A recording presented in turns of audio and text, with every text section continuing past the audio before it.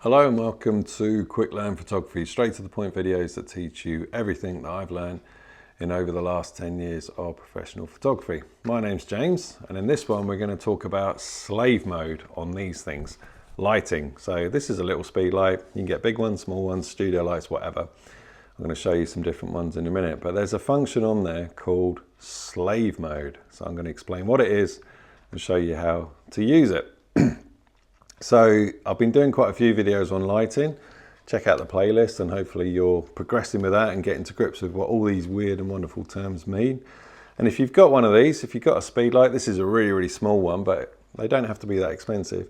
You may see something on there or on whatever lighting you've got, which says slave. So here it is, see it there? Slave, that is right, isn't it? Yes, that one there. Slave mode. What does slave mode mean? So let's talk about it. So sometimes if you've got multiple lights dotted around, this would be somewhere else then if you're on slave mode. You put it on slave mode. I'm going to demonstrate all this in a minute. You can have loads of lights dotted around on slave mode, okay? And you might have one on top of your camera like this. And what it will do is it will pulse out a bit of light, okay? When you take the image, light will come out. Now, it's a very complex process, this.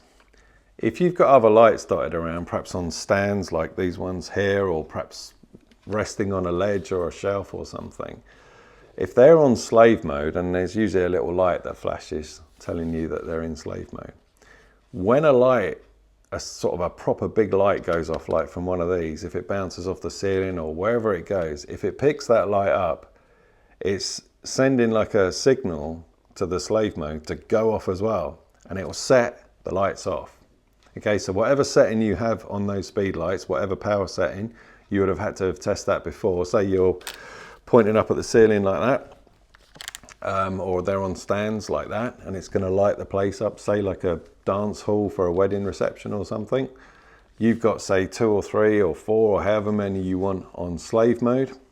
When you're running and gunning, walking around, taking photos, the one on your camera, even the little pop-up flash can do it.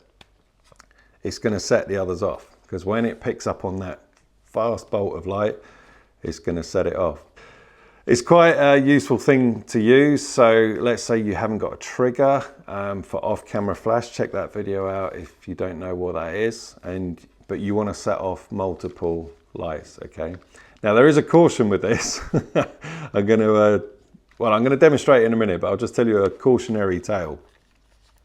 And it actually happened to me once. If you have lights dotted around, say 2 on slave mode that are set up somewhere, so when you take poof, off they go and it lights up the room or whatever it is you're doing, okay?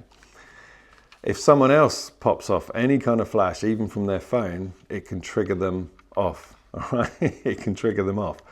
So it's not a problem, because it's not affecting your image because you didn't take the image. But what it can do is start depleting the batteries in your speed lights. So these have lithium batteries, but if you've got like AA batteries in them, it's using up the battery power and it can use up the recycle time as well. So sometimes if you're on quite a powerful output and then you take another shot, they won't go off because it needs a while for it to recycle.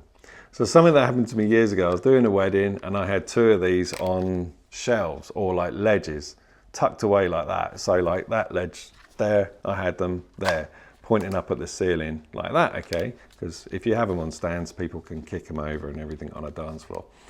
So I had 2 of them and I was lighting up the dance floor, everyone was dancing, it was carnage, and every now and then the lights would go off. And this is before I really got to grips with, how it all works. This is years ago. And they would keep going off. And I was like, who's setting those off? And there was this other woman, I never spoke to her, I wish I did after. She had this tiny little camera, a little coloured one, like a purple one, I think. She must have got it from like Curry's or something like that. This tiny little camera.